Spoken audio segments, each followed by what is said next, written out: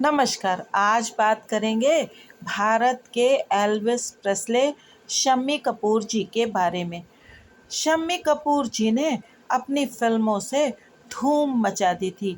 वो जब याहू कहते थे तो बड़े बड़ों के दिल मचल जाते थे। शम्मी कपूर जी का भारतीय सिनेमा जगत में योगदान सदैव याद किया जाएगा। उनका जन्म हुआ था शमशेर राज कपूर के रूप में, लेकिन उनके घर वाले उन्हें प्यार से शम्मी कहते थे। वे भारतीय सिनेमा के एक बहुत बड़े परिवार कपूर खानदान में जन्मे थे। 21 अक्टूबर सन 1931 को मुंबई में जन्मे कपूर जी पृथ्वी राज कपूर जी के पुत्र थे और बहुत ही खुशदिल व्यक्ति थे। उन्होंने अपना फिल्मी कैरियर शुरू किया था असिस्टेंट के रूप में। 1953 में आई फिल्म जीवन ज्योति से उन्होंने अपना फिल्मी कैरियर हीरो के रूप में प्रारंभ किया, मगर शुरू की फिल्में कुछ खास सफल नहीं रहीं और फिर उनकी गीता बाली जी के साथ film I miss Coca Cola.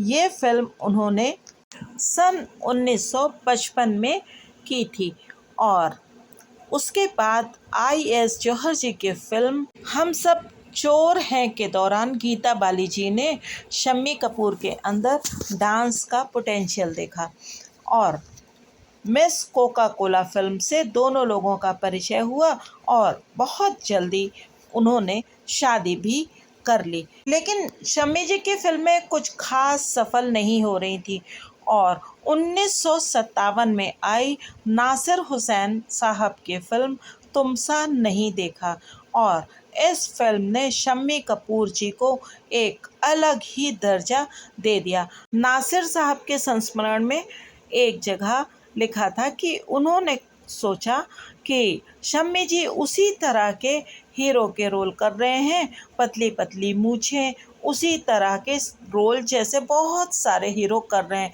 तो उन्होंने शम्मी कपूर जी से अपनी मुस्टैचेस हटाने के लिए कहा और उन्हें एक ऐसे युवक का रोल दिया जिसे कोई भी परवाह नहीं है। और कहते हैं कि शम्मी कपूर जी जब अपनी हीरोइन के चेहरे की तरफ देखते थे तो ऐसा लगता था कि उन्हें उसमें पूरी दुनिया दिख रही है और उनका जो भाव था वो इतना इंटेंस, इतना गहरा होता था कि लोग उनके पीछे पागल हो जाते थे। और तुमसा नहीं देखा के बाद तो शम्मी कपूर जी ने फिर रुकने का नाम ही नहीं लिया। एक के बाद एक के बाद एक उनकी कई फिल्में आई और उनकी डांसिंग स्टार की इमेज पॉपुलर हो गई। उन्हें भारत का एल्विस प्रेस्ले भी कहा जाने लगा क्योंकि वो डांस के दौरान पूरे शरीर को रिदम में डांस के अकॉर्डिंग इस्तेमाल करते थे। बताते हैं कि शम्मी जी थोड़ी थोड़ी देर में याहू बोलते रहते थे।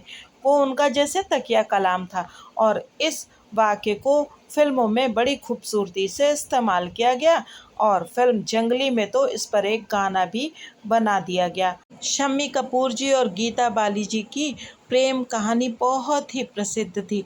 शम्मी कपूर जी गीता बाली जी को बेहद चाहते थे, लेकिन शादी के 10 वर्ष बाद ही गीता जी को चिकन पॉक्स हो गई और उसी में उनकी मृत्यु हो गई। गीता जी के साथ उनके 2 बच्चे हुए, एक बेटा और एक बेटी। शम्मी कपूर जी का नाम कई फिल्मी हीरोइंस के साथ जोड़ा गया। कहते हैं कि मुमताज़ जी को तो उन्होंने अपने साथ शादी का प्रस्ताव भी दिया था, किंतु ये शर्त रखी थी कि वो फिल्मों में काम करना छोड़ देंगी और मुमताज़ जी ने मना कर दिया। इसके साथ और भी कई फिल्म हीरोइंस के साथ उनका नाम जुड़ा।